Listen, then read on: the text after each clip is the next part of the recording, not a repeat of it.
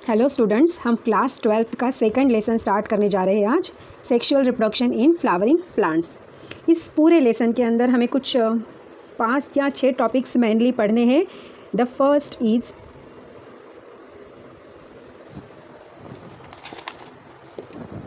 Structure of flower, जो हम छोटे क्लास से पढ़ते आ रहे हैं। देन मेल रिप्रोडक्टिव स्ट्रक्चर,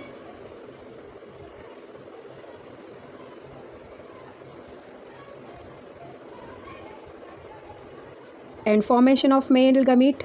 इसी के अंदर हम देखेंगे फॉर्मेशन ऑफ मेल गमीट। वैसे सेम हम फीमेल रिप्रोडक्टिव स्ट्रक्चर देखेंगे।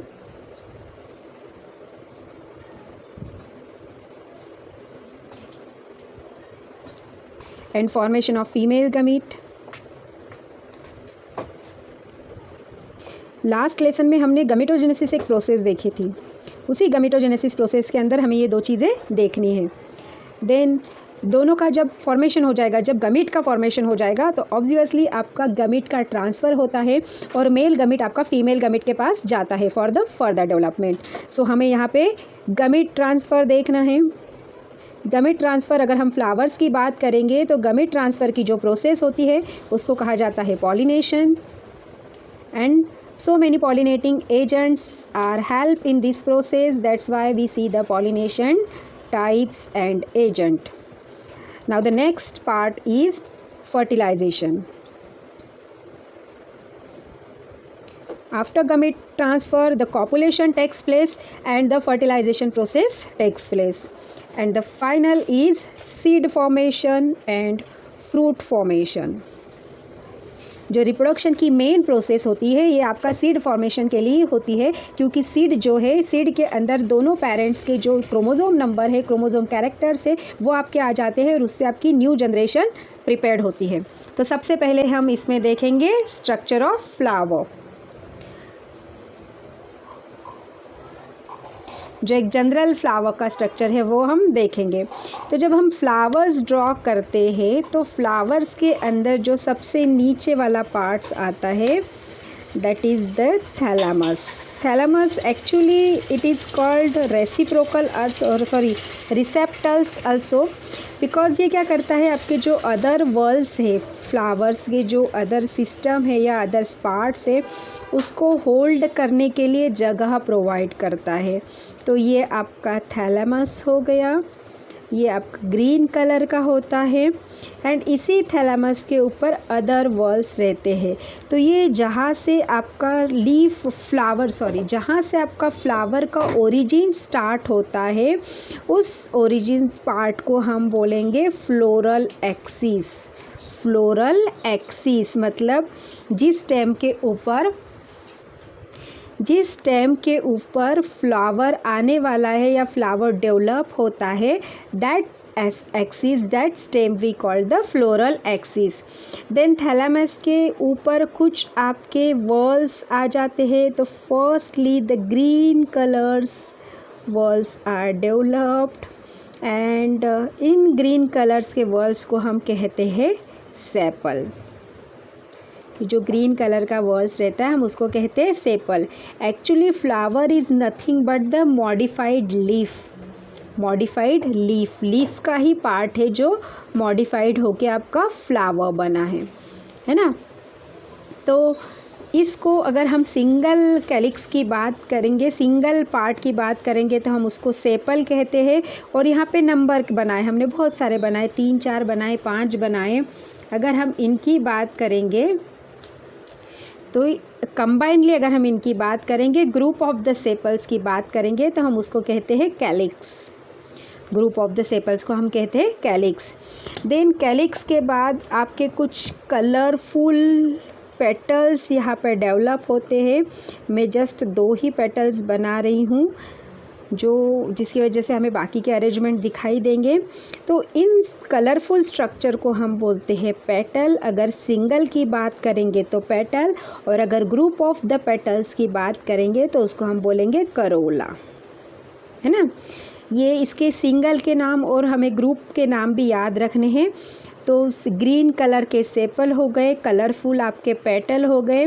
देन यहाँ पे आपका नेक्स्ट लोकेटेड रहता है ये फीमेल रिप्रोडक्टिव स्ट्रक्चर, एंड इस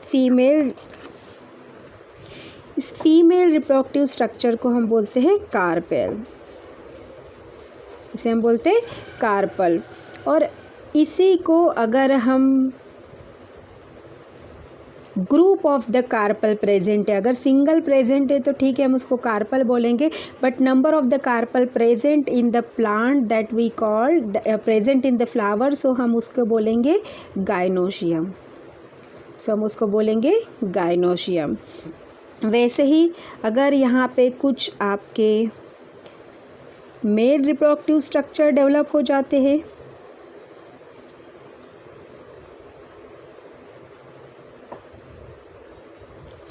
ये जो मेल रिप्रोडक्टिव स्ट्रक्चर डेवलप हुआ तो इस मेल रिप्रोडक्टिव स्ट्रक्चर को हम बोलते हैं स्टैमेन।